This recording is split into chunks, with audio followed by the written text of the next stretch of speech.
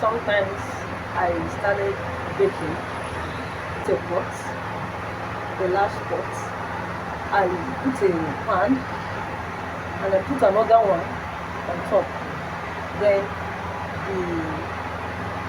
the content, Of course. you can. You have tried it and it came out well.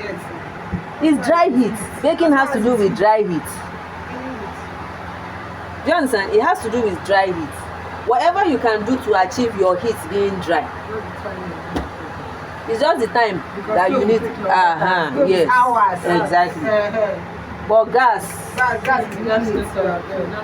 is just for you to take your time and know what happened was.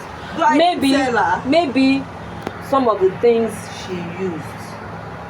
You know, sometimes in a baking industry or in food sector especially, you have to be clean.